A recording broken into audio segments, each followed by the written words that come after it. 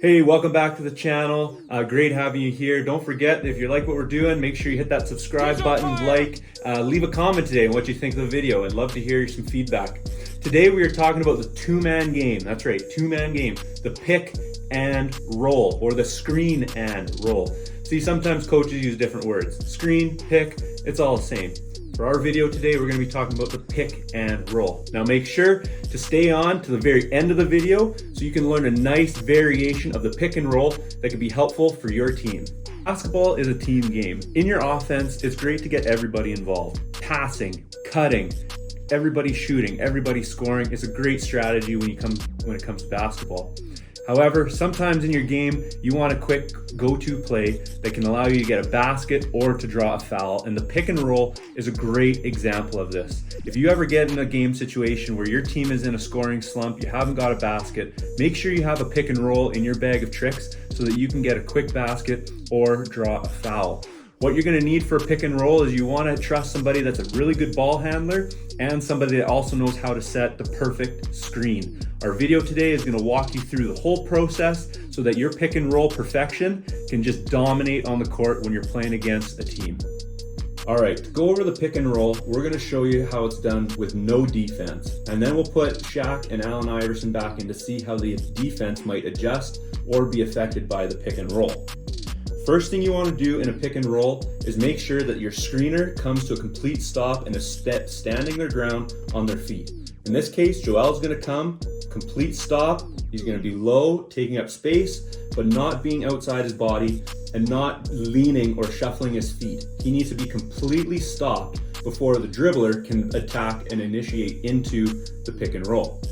Second thing that happens is you need to set up your defender. You need to be patient. A lot of times as I'm watching players run a pick and roll, they see the screen, they turn, and they leave even before the pick person is stopped. We can't do that. We need to be patient, and being patient is smart. When you're smarter at playing basketball, you end up being a little bit faster, and it makes the game a lot easier for you. If you look at guys like Chris Paul or Luka Doncic, when they're running a pick and roll, they're actually quite methodical and slow as they're running it. They make sure it's done to perfection. And so here, the dribbler, LeBron in our case, he's going to set up his defender. First, he's going to wait till the screener stopped moving. Then he's going to dribble slightly away from the screener. And then he's going to attack off the shoulder of his teammate so that they're nice and close and that no defender can get in between him and his teammate. This is also a great example of just being physical in the game. When you're dribbling past somebody who's setting you a pick, you want to rub off their shoulder, which also indicates to them which way they need to turn when they roll to the basket. This leads us to our third thing that needs to happen. The roller needs to open up to where the ball is going. In this case, LeBron is going to be trying to do a right-hand layup as he attacks the basket, and Joel is going to be following along with him, being ready for a bounce pass or a pass up nearby the rim so he can throw down that big tomahawk jam. Boom shakalaka! Lastly, as the defender is attacking, he wants to make sure that he sees the defense, that he's not passing it anywhere where the defense can get it. Now, let's go over these same principles, but with defense. All right, now we've added the defense. Joel's coming to set a screen on LeBron's check, Allen Iverson. And remember, he needs to come to a complete stop before LeBron can initiate this pick and roll. Next, LeBron wants to take his defender slightly just away from the pick to set it up. Next, LeBron is going to turn and attack and initiate contact with his own player, allowing no room for Allen Iverson to get in his way. Don't forget, Joel also has a check. Here we got Shaquille O'Neal, Shaq, the Diesel, Superman.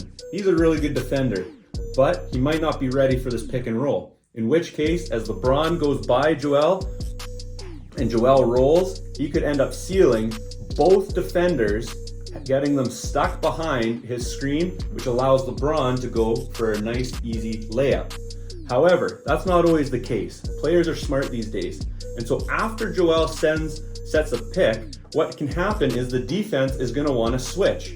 In turn, Shaq is going to take LeBron, and Joel, or Allen Iverson, is going to take Joel. Now, LeBron is going to keep attacking at the rim, even though Shaq's in his way, while Joel pivots, okay, and heads towards the basket. He evidently seals off Allen Iverson. This allows for LeBron to keep attacking strongly and then hitting Joel with a bounce pass or a pass up by the rim with no defender in front of him, so that Joel can get that dunk or layup or maybe even draw a foul.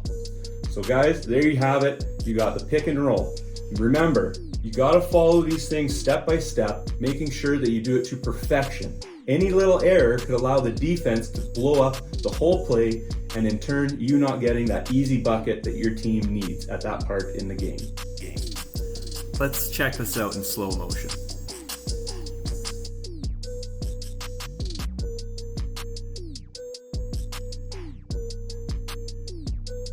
Now, like I said at the beginning of the video, I'm going to offer you a nice variation on the pick and roll. It's called a pick and pop. It's the exact same progression where you will have a screener come and set the screen and the dribbler set up his man, only for him to tack and hit the shoulder so that his teammate can open up like a hinge to the door. Now, even if the defense switches, okay, and LeBron is still attacking, so Shaq's in his way, okay, Allen Iverson could be thinking after a couple times of this that someone is going to be rolling to the basket, and he could be heading straight to go and protect the basket. In which case, Joel isn't going to go all the way to the rim. He's actually going to take a step back, and now LeBron is going to pass him the ball, and look how wide open he is. Joel, he can knock that shot down. We've seen him do it in games, and so this is also a great variation for the pick and roll, the pick and pop, if you have a good dribbler paired up with a great shooter. That's a swish.